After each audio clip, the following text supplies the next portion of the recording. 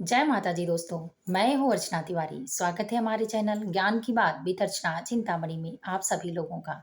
कैसे हैं आप लोग ये बताने के लिए कमेंट बॉक्स में जय श्रीमन नारायण, जय महालक्ष्मी, हर हर महादेव जरूर लिखिए। दोस्तों, आज की वीडियो बेहद होने वाली है खास और सारी बातें होंगी पॉइंट टू पॉइंट।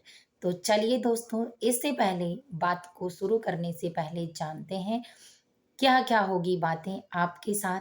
तो चंद्र ग्रहण साल का आखिरी चंद्र ग्रहण किस प्रकार से लगने वाला है, चंद्र ग्रहण क्यों लगता है, चंद्र ग्रहण कब लगने वाला है, सूतक काल कब से हो रहा है, चंद्र ग्रहण से संबंधित क्या करें क्या नहीं करें, पितरों का तर्पण करें या नहीं करें, तुलसी के उपाय क्या करें, और इसके साथ चंद्र ग्रहण में क्या क्या होती हैं दिक्कतें, गर्भवती महिलाओं को क्या क्या करनी चाहिए सावधानियां। तो दोस्तों, इन सारी बातों को जानने के लिए आप हमारे साथ हमारे वीडियो में एंड तक बने रहिए। इससे पहले आप चैनल को सब्सक्राइब कर लीजिए ताकि मेरे हर वीडियो का नया नोटिफिकेशन आपको पहले प्राप्त हो सके। तो दोस्तों, बिना देर किए हुए चलिए बातों को शुरू करते हैं। चंद्र ग्रहण, जैसा कि आप सभी लोगों को पता है कि 3 दिन के बाद चंद्र ग्रहण लगने वाला है 7 सितंबर को।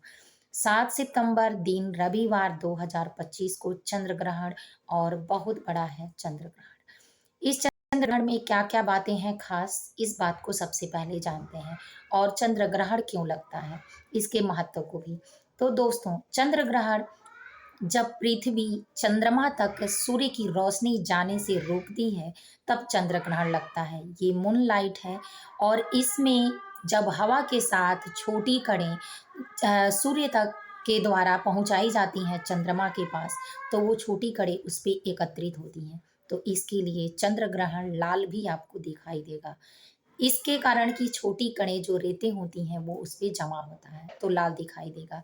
यह एक खगोलीय घटना है, और इस घटना में जब पृथ्वी सूर्य की रोशनी चंद्रमा तक जाने से रोकती है तभी चंद्र ग्रहण लगता है। अब संयोग की बात यह है कि उसी दिन 7 सितंबर को ही पितृपक्ष का प्रथम दिन है, और उसी दिन चंद्र ग्रहण भी है। दोनों अपने आप में बेहद शक्तिशाली हैं। तो शक्तिशाली चलिए आसानी से जान लेते हैं। पितरों का हम 15 दिन पूजा करते हैं, पितृपक्ष। हम इसलिए पितरों की उस दिन आराधना और स्वागत करते हैं ज़्यादा, क्योंकि पूरे साल उनका सम्मान मान सम्मान हमारे द्वारा अगर बना रहेगा तो उनका आशीर्वाद हमारे ऊपर बना रहेगा। आने वाली विपत्तियां हमारे जीवन में नहीं होंगी, खुशहालियां होंगी। दूसरा, चंद्र ग्रहण।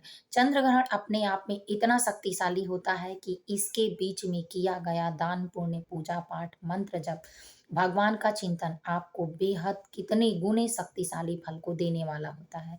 तो इस चंद्र ग्रहण पे दोनों एक साथ है, तो दुर्भाग्य कहिए या सौभाग्य कहिए, दोनों एक साथ होने से बेहद शक्तिशाली है।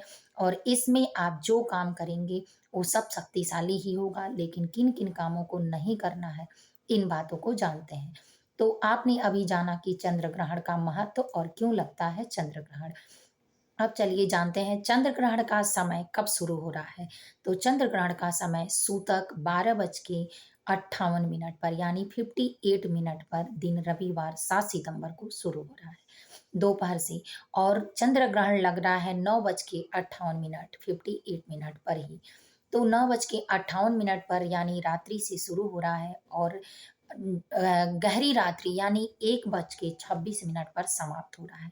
इसके बीच में आपको कुल अ, इतने टाइम लंबा टाइम मिल रहा है कि आप उस समय पूजा पाठ तो बिल्कुल मंदिरों में नहीं करना है, लेकिन आप एक आसन पर बैठकर मंत्र जप, साधना, भगवान का चिंतन करके अपने कई गुना फलों को बढ़ा सकते हैं। अब दोस्तों, इसके साथ सबसे पहले ये समझते हैं कि चंद्र ग्रहण में किन किन बातों का आपका रखना है ख्याल। तो चंद्र ग्रहण इतना भयानक होता है कि निकलने वाली जो दुष्प्रभाव किरणें उनकी होती हैं, वो सारी चीजें, हवा जो होती है वो सारी नुकसानदायक होती है। इस समय में आमना सामना होने वाला व्यक्ति जीवन भर बीमार होता है। तो इसलिए चंद्र ग्रहण के समय कभी भी आप सीधी किरणों में न जाएं, घर से बाहर न निकलें, खिड़कियां बंद रखें। सारी चीज़ें जो शुभ कार्य आपके हैं बिल्कुल ना करें। पूजा का मंदिर या अपने धन की तिजोरी या अपनी दुकानों को या अन्य चीज़ों को जिसको आप बचाना चाहते हैं, हर बुरी नज़र से, नकारात्मक शक्तियों से, उसे बंद कर दें। और बंद करके अपने दरवाजे पर तुलसी दल ज़रूर रख दें या तुलसी का पौधा भी रख सकते हैं, जिससे नकारात्मक शक्तियाँ माता तुलसी अवशोषित कर लेती हैं और उसका दुष्प्रभाव आपके घर पर या अपने दुकान पर या अपने बिज़नेस पर, अपने शरीर पर नहीं पड़ता है। तो ये काम ज़रूर कर लें। इसके साथ उस समय घर से बाहर भूल कर भी ना निकलें। तीसरा, उस समय में खान-पान कुछ मत करें। सूतक काल में चिंतन-मनन करें। सूतक काल में भी भोजन बनाना, भोजन ग्रहण करना वर्जित माना गया है। लेकिन अगर छोटे बच्चे हैं या बूढ़े-बुजुर्ग हैं, दवा लेते हैं या ज़रूरत की ऐसी चीज़ है जिससे परेशान हो सकते हैं, तो आप तुलसी दल डाल के रखें और ग्रहण से 9:58 से पहले उनको खिला दें। खिलाने के बाद आप पानी पी लें, फिर बीच में ग्रहण के समय कुछ भी ग्रहण ना करें। अब इसके साथ चलिए दोस्तों जानते हैं कि गर्भवती महिलाओं को किन-किन बातों का रखना चाहिए ध्यान और क्या-क्या होता है ग्रहण का प्रभाव। तो गर्भवती महिलाओं को सबसे पहले ध्यान ये देना चाहिए कि किरण जो चंद्रमा की किरण है सीधा उनके घर पर अगर पड़ती हो तो वो अपने घर के दरवाजे को बंद रखें और खुद को इतना कैद कर लें कि किसी को ना नज़र आए, ना किसी को घर में अपने आने-जाने दें, ना खिड़की दरवाजे खोलें। उतने टाइम के लिए अपनी ज़रूरत की चीज़ें सब अंदर रखें और ज़रूरत से पहले ज़रूरत की जो चीज़ हो, ले लें। ग्रहण के समय बिल्कुल कुछ भी खाएँ-पिएँ नहीं। तीसरा, उस समय महिलाओं को चाहिए कि अपने पेट पर गाय के गोबर क्योंकि शुद्ध होता है और एंटीबायोटिक भी होता है। तो गाँव में पहले के लोग करते थे, तो उससे अपने पेट को घेरा बना लें कि जिससे आपका बेबी सेफ हो। उसके बाद तीसरा, अपने शरीर का बराबर धागा जिसे मैंने भी किया था, बराबर धागा नाप कर लंबाई उसकी लेकर अगर आप सिटी में रहती हैं और ऐसी कोई व्यवस्था आपको नहीं मिलने वाली है या आप नहीं छू सकती हैं गोबर, तो आप उसको अपने पर्दे के उससे बाँधकर 7 फुट का हर दरवाज़ा होता है, बाँधकर लटका दें, जिससे वो टेढ़ा-मेढ़ा ना हो। ये टोटके आप ज़रूर करें। इसके बाद ग्रहण काल में कोई भी कंघी कैंची या नुकीली चीज़ें हैं, सुई धागे हैं, इन सारी चीज़ों को सब्जियों को काटना, चाकू, इन सारी चीज़ों का इस्तेमाल बंद करें। आप कुछ भी ना करें जिससे भूल कर भी आपसे कोई गलती हो और आपके बच्चे पर प्रभाव पड़े।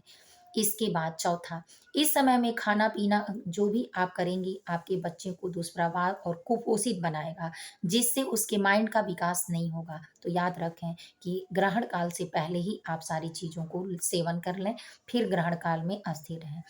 5वाँ, अपनी भी को सेफ और स्वच्छ बनाने के लिए, मानसिक से तीव्रता बनाने के लिए, धार्मिक प्रवृत्ति का बनाने के लिए, पुण्यों का भागीदार बनने के लिए, उसको जीवन में सफलता प्राप्त करने के लिए, आप बच्चे के साथ अपने भगवान को, इष्ट देव को याद करें और मंत्रों का जाप करें।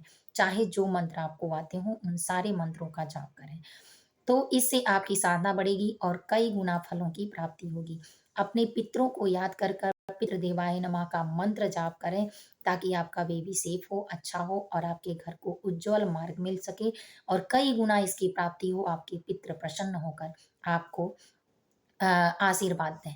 इसके साथ आप उस समय पितरों के लिए भी ग्रहण काल में तर्पण ना करें। बहुत लोगों का ये सवाल होता है कि क्या ग्रहण काल में पितरों का तर्पण करना अच्छा माना जाएगा? तो नहीं, उस समय में पितरों का तर्पण और जो भी करना है आप सूतक काल से पहले समाप्त कर लें।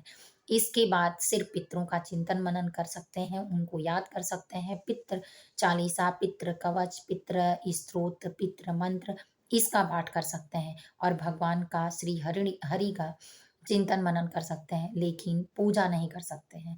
तो इन बातों का भी याद रखें। इसके बाद तुलसी के उपाय क्या करेंगे? तो सूतक काल से पहले तुलसी दल अपने पहले ही तोड़ लें क्योंकि उस दिन रविवार है तो आप 1 दिन पहले किसी से तोड़वाएँ। लेडीज़ें नहीं तोड़ती हैं तुलसी दल को, तो इसलिए लेके पत्ता और अपने घर की फ्रिज में जो दूध होता है, दही होता है, बच्चों की ज़रूरत की चीज़ें होती हैं, उन सब के पास रख दें। जिससे पवित्रता और नकारात्मक शक्तियाँ छुएँ नहीं, पवित्रता बनी रहे। आपके घर को किसी की भी नकारात्मक शक्तियाँ ना लगें क्योंकि ग्रहण काल में भूत-प्रेत की आत्माएँ भी साथ में निकलती हैं और उस समय जितनी नकारात्मक शक्तियाँ हैं, वो अमावस्या तिथि पर और आपको अच्छे से पता है कि उस समय दिन रविवार पड़ रहा है और रविवार पर टोने टोटके भी तेज़ी से होंगे। ग्रहण काल में बहुत सारे लोग इसको जगाएँगे भी। तो दोस्तों इन बातों का ख़ास ख़्याल रखें और इन्हीं सारी बातों के साथ मैं वीडियो को यहीं एंड करती हूँ। वीडियो पसंद आया हो तो लाइक ज़रूर कर लें, चैनल को सब्सक्राइब कर लें। फिर मिलूँगी एक नए वीडियो में नए ज्ञान के साथ, तब तक के लिए हर हर महादेव, जय माता दी। ज़रूर लिखें कमेंट बॉक्स में।